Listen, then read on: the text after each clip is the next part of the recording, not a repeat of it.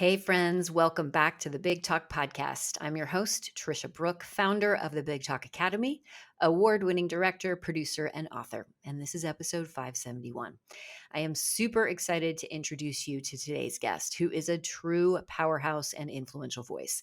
Dr. Jen Welter is a successful entrepreneur, author, in demand keynote speaker, and NFL football coach. As the first female coach in NFL history, she serves as an amazing role model and an inspiring reminder that barriers are meant to be broken. With a career studded with a number of firsts, Dr. Welter made history when she coached the Arizona Cardinals inside linebackers for their 2015 training camp. She was also the first woman to play running back in a men's professional football season with the Texas Revolution. Yep, you heard me right. Her book, Play Big, reveals the grit and determination that it took to be a trailblazer in one of the country's toughest boys' clubs. Today, she continues to trailblaze with her Grrridiron Girls football camps, the largest and longest running football camps for girls. She also recently partnered with Barbie for their 2023 Women in Sports collection. Yep, she's got herself her own Barbie. I am so honored to welcome her to our show today. All right, everybody, you're going to love this conversation. Let's do this. Dr. Welter, I am so excited to have you here on the podcast today. Welcome to the Big Talk. Hey, in my mind, I'm XXL. In my body, I am 5'2". So I have often said I have to big talk because I don't have a big walk.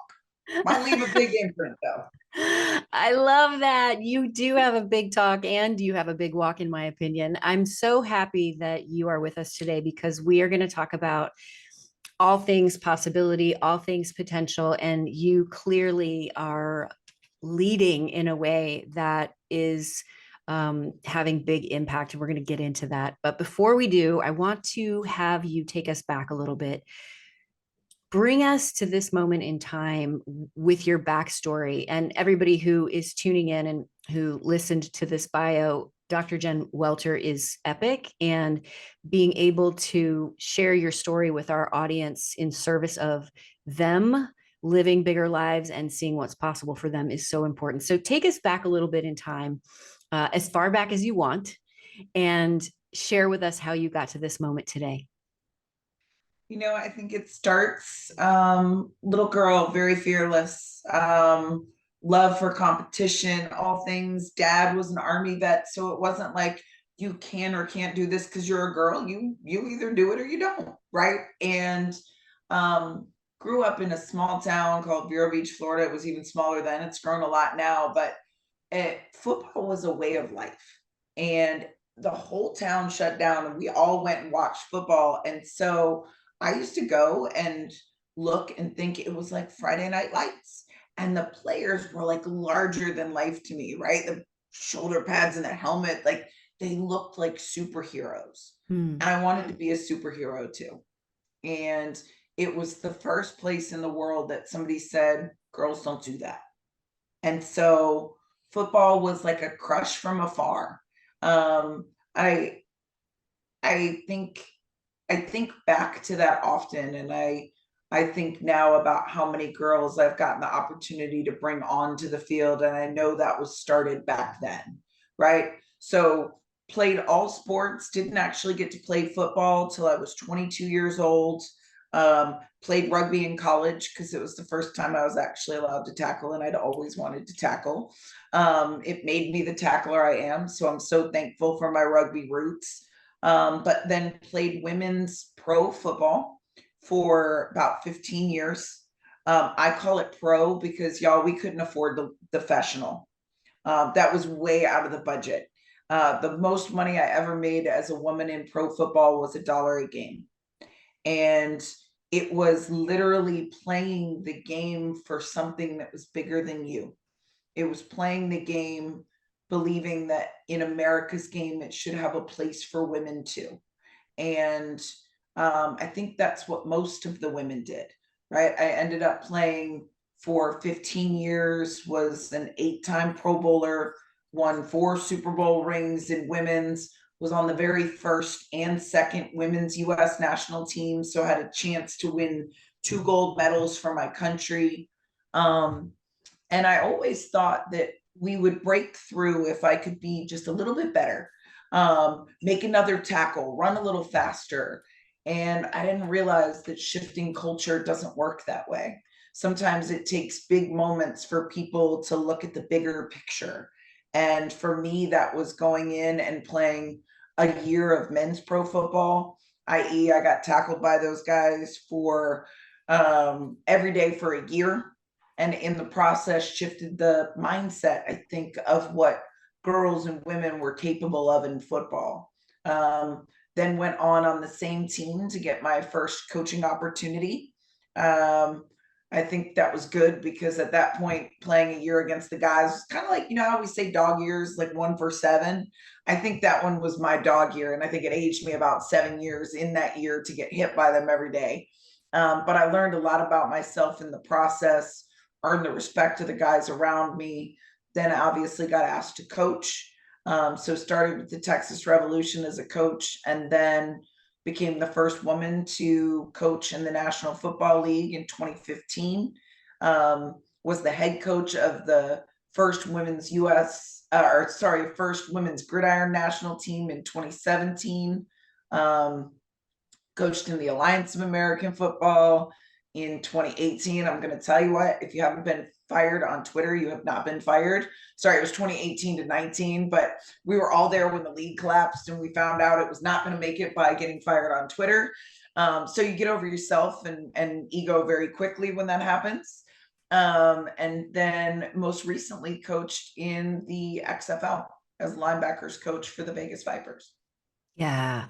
I've done my history on you, so I know everything that you just shared with me. And I'm so glad that you were able to share this with our audience, because what you are doing is you are using your voice by being present, and you are helping change the culture by being present. And I always talk about, you don't have to be louder, you have to be more present and more consistent. And just every step of the way, was this strategic for you, or was it just organic and the next step just kept showing itself and you kept saying yes to it? I got my PhD in sports psychology while I was playing women's tackle football because I thought I could be a unique value proposition to the sport. And that was partially because women didn't have a clear roadmap at that time. So that part was strategic. But the promise that I made myself when I made my first football team was that I would step up to everything the game put in my way, because when you're leading from the front, it's not a clear roadmap, right? In certain things, you can kind of predict them. You're going to go to college, you might finish early, it might be 3 years. You might finish late, it might be 7. Who knows? You took a break, you went back, but there's a coursework that you can relatively predict. When you're leading from the front, you don't get that same goal setting methodology, right? Like, and I have a PhD in sports psychology. I know how to break down the big goals, give you measurable steps, build momentum, do all those things psychologically. And I was actually teaching that to somebody when I was playing in women's pro football. And I stopped and I was like, this doesn't fit to most of the big things I've done in my life, right? Fit to college, sure. Fit to my PhD, sure. But the things that were innovating in society or shifting culture, it didn't fit to any of them. And I had to rethink what it means to be successful in this world. And I think when you don't have an end game in mind, then the journey is what success looks like. And it gives you a lot of freedom to hopefully not fail, but fall back, or to recognize how powerful a pivot could be, because there's not a right or wrong. It's just about keeping moving. I love that you are so clear on, it's just about keeping moving, and being on the journey is so important. And I think, and I'd love for you to speak to this, Dr. Welter, when you're on the field and you're being hit, it's about like getting through the game and playing at the highest level. How do you think about you're creating equality while at the same time you're small. What is that like for you when you see these huge guys running at you, knowing that their job is to tackle you? Well, you know what's funny? I early in my career, I think I was more conscious of the fact that I was small and it being a disadvantage. I at one point realized that I was never going to outbig anybody, and yet that wasn't the goal. My goal was to out little and out fast people. That's what I was good at. And we always say low man or low woman wins. Like football is a game of leverage, and going from low to high, you have more explosive power than going from high to low. And once that clicked into me, I played very differently. I wasn't losing my natural advantage and popping up. But a funny thing that happens is like you don't necessarily realize how big people are when you're a part of it. Like I wouldn't necessarily realize how big some of the people were until I looked at pictures later and I'd be like, dang, she was really big or he was really big. Like, or you're really small, because in the moment, you don't see that way. And on a football field, I used to feel 6'10" at 5'2". I wasn't I wasn't afraid in that way. So I think the size is more of a hindsight thing than it is necessarily an in the moment awareness. I love that. And you're speaking to perception. What we think is true and what we perceive can be possible. And I think that's what you're describing so beautifully. When you said a game of leverage on the field, I feel like you have adopted that methodology in your life off the field as well. It's a game of leverage. And you've really been able to do that by all of the coaching that you've done, the partnership with Barbie, the book, Lessons on Being Limitless. Let's talk a little bit about first your book, Lessons on Being Limitless. I love this title. Speak to our audience a little bit about why you decided to write this and how you define limitless. Yeah, so the main title is actually Play Big, which is a play on words for sure. Because at 5'2", I didn't have a choice, right? Like sometimes you've got to play bigger than yourself. And that means not only in terms of size, but in terms of motivation, right? In football, we say football, family, and faith. Those are all about seeing yourself as being part of something bigger. And I use that as in kind of thinking of it, I'm like, if it was just me, if there were no other implications about the work that I was doing, or just, stepping on a field with men or doing any of those things, would I do it? No. Right. For what reason would I be like, yo, guys, tackle me? But for it to mean something to the game of football or in society as to what women are capable of, will you take on things that you wouldn't seek out otherwise? Absolutely.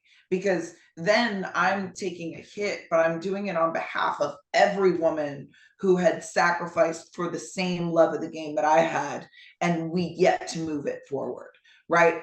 In a locker room, would you choose to lay out a block, which means you're not going to get the victory, but your team will score in the end zone, right? You have to see your role as being part of a bigger picture. And that's why that's where you find motivation. I'll find motivation for my sister that I wouldn't find for myself. And that's what that playing big means to me. It's certainly not height, obviously.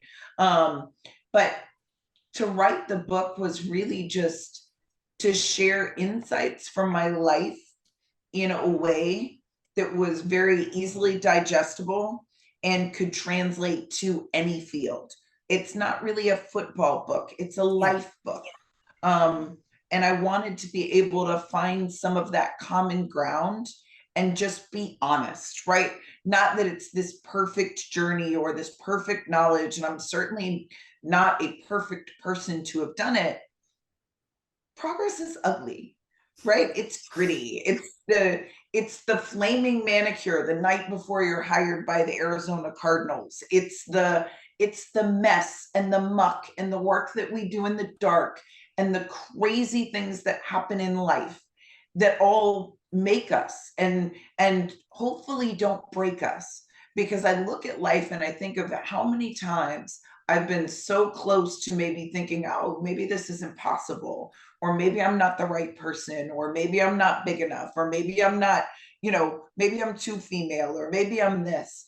And that your breakthrough could be right before you're broken.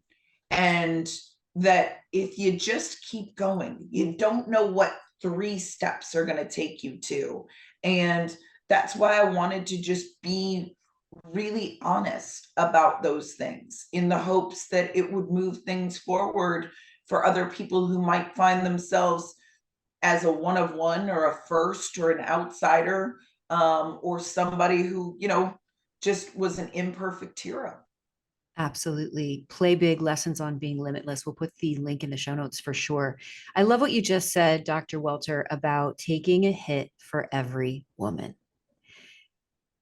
I that that makes me emotional. It makes me excited. It makes me fired up, because we have to stick together, stand beside one another, speak out, use our voices, use our platforms in service of all women. And you do that so beautifully and so powerfully and so consistently. And I want to thank you for that first. And I want to highlight that in September of 2020, Jennifer King from Washington, Callie Brownson from Cleveland, and Sarah Thomas, who was a ref. This was the first time 3 women were in these positions at the same time. And I read this and I was so elated, because I thought, I bet Dr. Welter sent them all cards, flowers, congratulations. I bet they all got on a call and like just cheered on each other, because when we are when we help amplify and elevate the voices of others and highlight the successes of others and other women, everyone wins.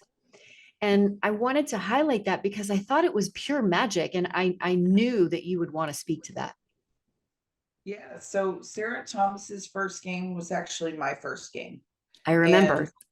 in the history of the NFL, that was the first time there was a handshake between a woman and, 2 women, one being a ref and one being a coach. And Sarah and I always looked at it as a promise that we would continue to move the game forward and we would be a part of that progress. Callie Brunson and I played together on the US national team. So she is a gold medal sister of mine, and Callie has done a fantastic job with the Browns and continuing to be an advocate for football. Jennifer King and I coached together in the Alliance of American Football, and so it's a it's a it's a beautiful thing to see women progressing in general, and to think of what that means for the girls who are coming up in a world that's not going to say that's not for girls. Right. And to me, that's the barometer of success, is how open are the doors for the girls now that weren't for us. How big can their dreams be? What does the world look like through their eyes? Because they don't have to look at it as it was for me. They get to look at it as the potential for them going forward. That's absolutely amazing. And we're going to talk about your football camp for girls in just a second. But before we do, and before we talk about Barbie and how that came about, I want to highlight a story that you shared when you were coaching for the Arizona Cardinals. And it was, I believe it was the first game. And you decided that you wanted to do something very special for the players. And you went to the Hallmark store. I love this story so much because I'm a big card giver, and going into the Hallmark store and seeing all the different versions of the cards, and then going to the section that's white, which is the wedding section, because they were the only cards that were simple enough to be able to write on for all of your players. But the fact that you wrote, and I'm going to say love notes as a coach to those players, and you put them in their lockers, on game day. And it was supposed to be private. It was supposed to be between you and the players. And one of the players shared this with the media specifically because they wanted the media to know that they felt cared for. And this was the first time they felt this cared for. That story brings me so much joy. And I love that you shared it. And I would love for you to speak to that for just a second. Yeah, the one who shared it, honestly, it was Kevin Minter. And I texted with Kev the other day and I said, Kev, do you still have your note? And he was like, oh yeah, coach, it's at my mama's house. Oh, You know, he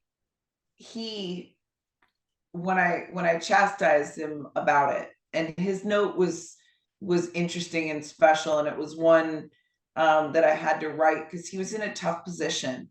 He was coming up behind our linebackers coach, who you don't usually have a coach move directly from playing to coaching, and that was Larry Foote, and he was so talented. And Bruce literally moved him right from a player to a coach, which speaks highly both to Bruce and his ability to recognize talent, and to Foote for just the coach that he is and the smart player that he was and the locker room leader. But you know, it's funny, like Foote is straight Detroit, and he is straight truth, no chaser, which is one of the things I love about him. But like he used to say, like, Kev, if you do that again, it'll make me want to put the pads back on.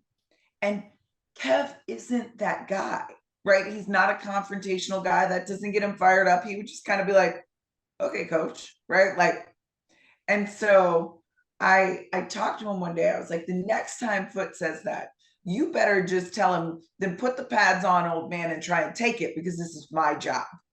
And he laughed and he was like, coach, you saw that? And I was like, of course, I see everything. But it was just a disconnect in motivators. yeah. And so, and as a new huddle caller, like, I wanted, the message was, you know, Kev, you just got to leave no doubt. Like, this is your huddle. It's your team now and your job. And so I had written like own your huddle in his note. And that's what it was about, right? And each guy, there was something different and special about him, a moment in time. And I wanted to capture those so that they could read them at the time when our minds are just cruel, right? Like, they just are, like, in moments of pressure, they wonder and they think of all the wrong things. And I wanted the voices in their heads to be mine, because I knew what I would say to them. And it wasn't, when I did it, I didn't think it would be a particularly big deal. I really just thought it was something that I would have wanted as a player, and to have had it be so impactful to them, really was just one of the most magical things, because again, I wouldn't have said it. It would have been a story that, you know, maybe a few people ever heard of. But for Kevin to have really owned that conversation and looked at me and said, coach, that was special and they needed to know, like, that that was his way of leading. That Yeah. was him owning his huddle and his story, and wanting to let the world know that it was special, that they felt cared for. And you know, I think that's a bigger picture message, for so many of us in leadership. Like, I remember going to business school, and I remember reading all the business school books, and none of them put empathy as a leadership trait. And I remember thinking, then maybe I'm not a leader. Mm.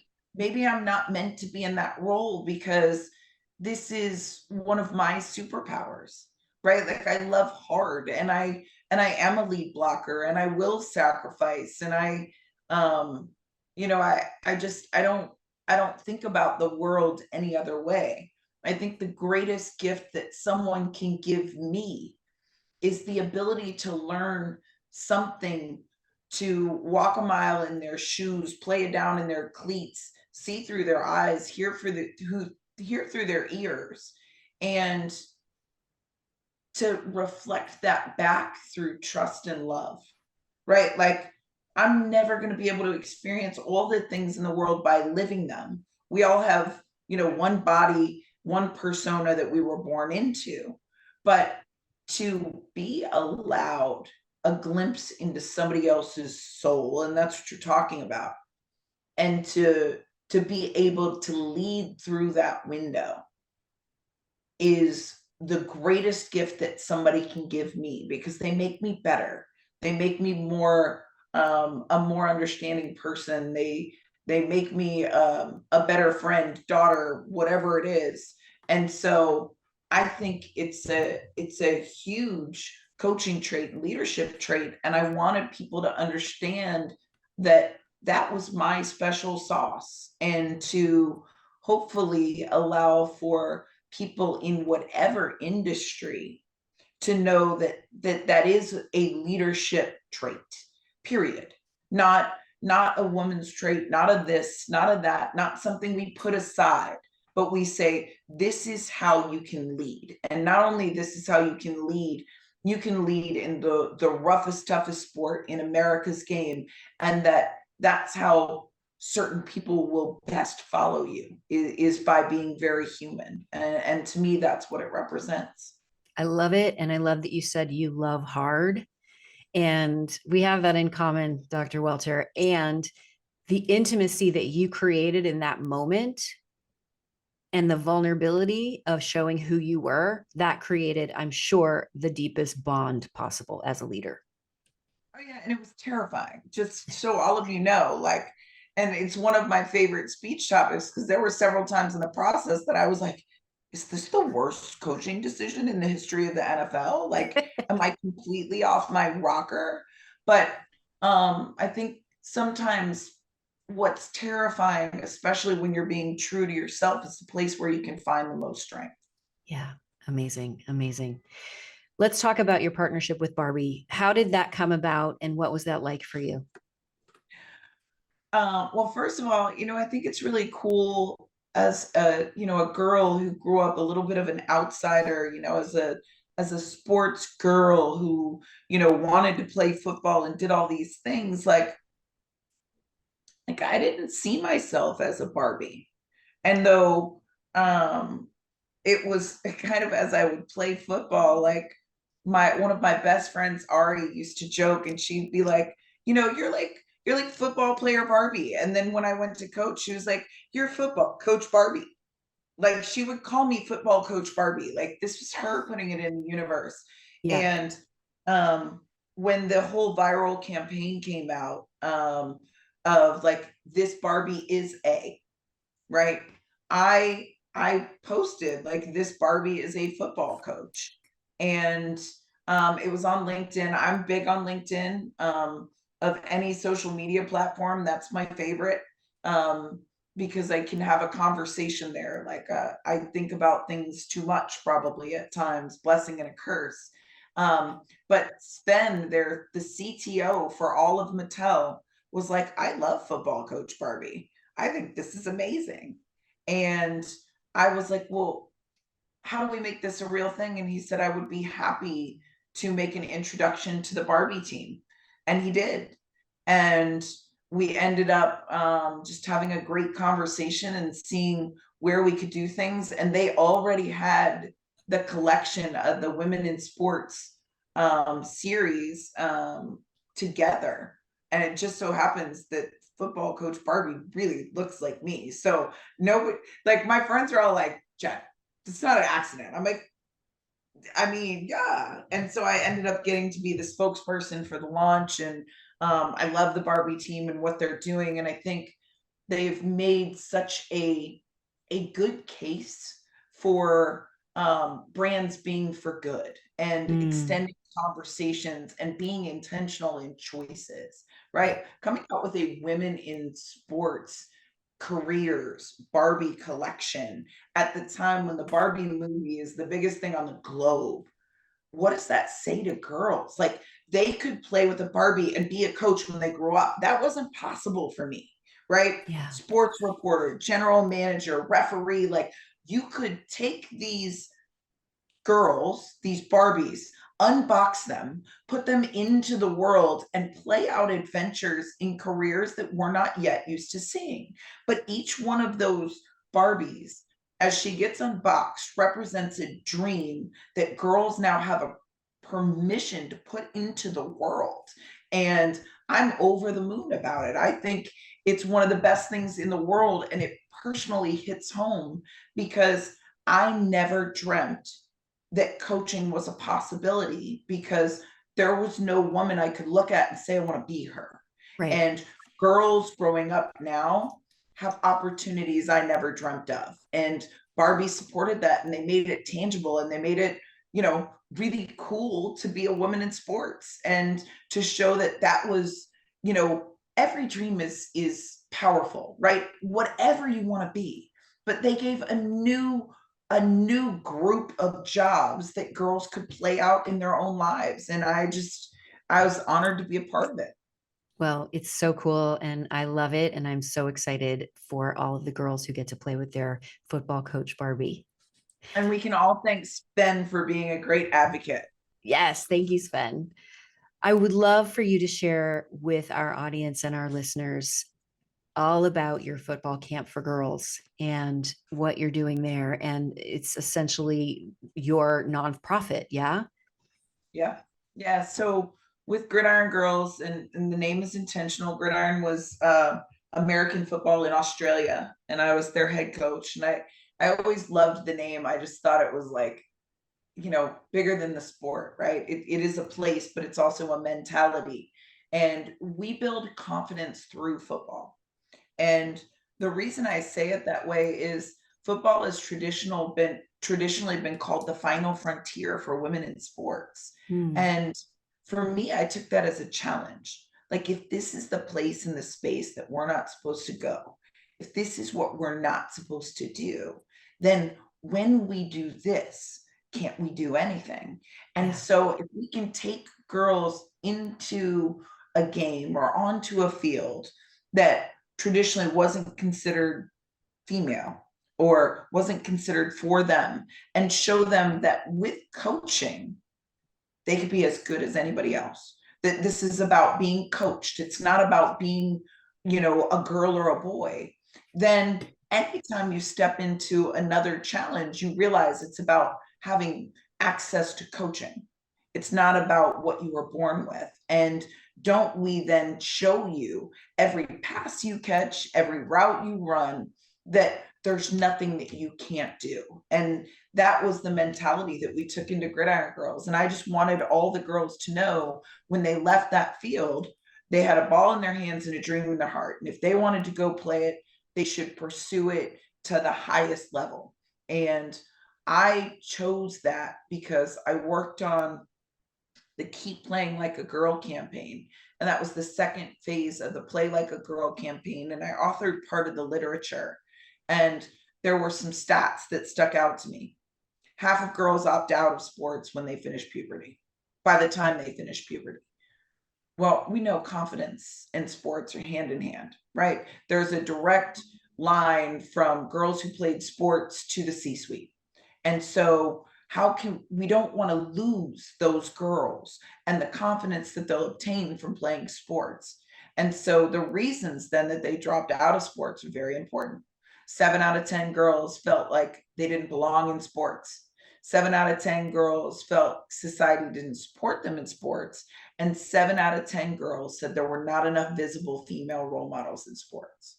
And I took that as a call to action, right? If I'm not the one to put a ball in their hands and a dream in their heart, then the wrong woman was the first woman to coach in the NFL.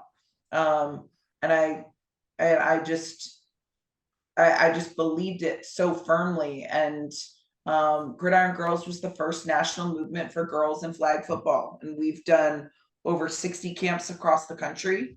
And I've been on the field for every one of them. So And a lot of incredible. the top girls now started or played with us at some point. That's incredible. You are such an influential voice, and everything that you're doing is all about the greater good. I so appreciate this conversation. I appreciate your time. I would love to know where our listeners can get in touch with you and how we can further support you. Yes. So my website is jenwelter.com. That usually keeps people up to date, and there's contact information in there too. Um, whether you need a speaker or want to host a camp in your city, those are things that I love to see come through the inbox. On LinkedIn, it's Welter47, Instagram as well. X, I think, is jwelter47.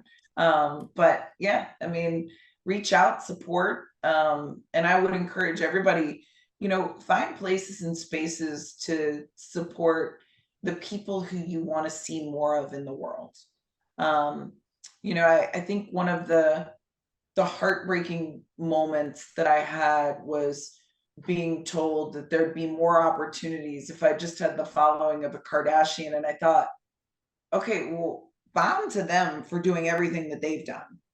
But why is it following, not success, that drives opportunity, right? Aren't we kind of creating a self-fulfilling prophecy? And so anytime that we can consciously make decisions to, put the people that we want kids to be in a position for more visibility and opportunity, to grow programs and do the things that they can do, I think that's an advantage, and that is by whoever you want, and so find those people and be proud to be a part of their journey, whether it's sharing stories, whatever it is, because we can all help shift culture, especially when we do it with intentionality.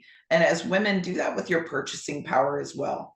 Look for brands and events that support what you want to see in the world, right? Like the investment in women's sports, for example. If you know that a company is supporting women's sports, support them back. Shift your dollars that you're going to spend anyway, to a place where they're doing good things with the money that they make. Such great advice. And it requires research, it requires tenacity, it requires discipline. And that is part of changing the culture. Absolutely. It's been such a joy and pleasure to speak with you, Dr. Welter. Thank you so much, everybody who's tuned in. We really appreciate your time. If this conversation resonated with you, definitely follow us on social. We'll put all the show notes so that you can find Dr. Welter. And if you're watching this on YouTube, be sure to hit that subscribe and notification bell so you get access to the latest shows. Remember, everybody, your voice matters. Go out there and change the world.